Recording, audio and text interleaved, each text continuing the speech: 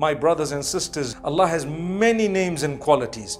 And Allah loves for us to use those names and qualities to call out to Him.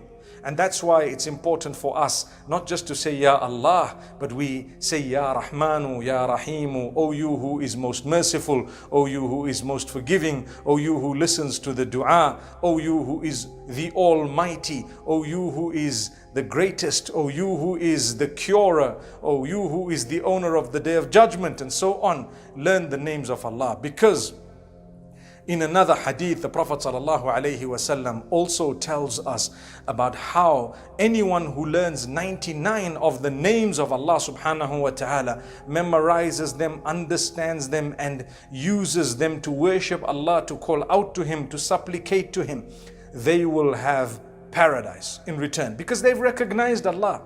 You recognize Allah through His names and qualities.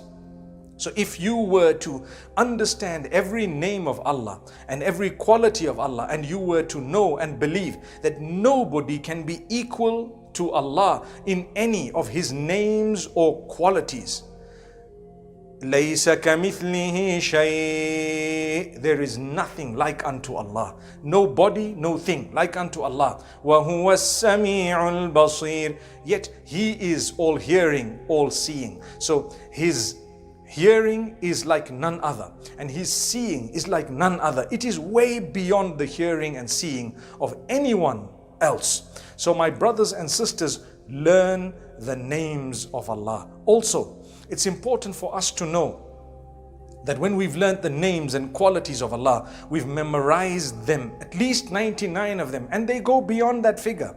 But at least 99 of them, we need to memorize them, inshallah, understand them, use them to call out to Allah. It will help us recognize Allah. When you've recognized Allah, Allah says, you know what? Man ahsaha aw hafizaha dakhala al-jannah. Whoever has memorized them, all of them. And the word memorize, I've tried to summarize the various meanings that the scholars have put into that particular word. And inshallah, when we do that, we will definitely earn paradise. And then there is a name that we don't know. We don't know exactly which name it is, but one of the names of Allah, if you were to call out to Him using that particular name, it's called Ismullah al-A'zam, the greatest name of Allah.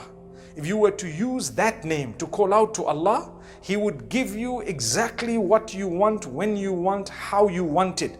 That's in the hadith of the Prophet ﷺ. But the question is, what is that name? I don't know, you don't know. Perhaps there are some opinions. Ya Ahad as-Samad alladhi lam yalid wa lam yulad, etc. Wa lam yakul lahu kufuwan ahad. Various opinions, but the reality is we don't know that name. You need to call out using every name that you've ever come across and quality of Allah in order for you to get what you want, exactly how you want it, when you want it. So I thought I'd share with you in today's sermon the beautiful dua.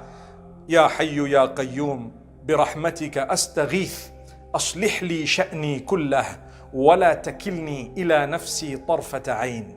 And I've explained it. It is referring initially, calling out to Allah with His names, O you who is all alert, all awake, all able, all capable, the one who is there for me at all times, all places. I desperately seek your mercy. I desperately seek your mercy in all my affairs, all my matters. Don't leave me to myself even for the batting of an eyelid, even for the blinking of an eye. That's the dua. You should make it every morning and every evening. You can repeat it as many times as you want.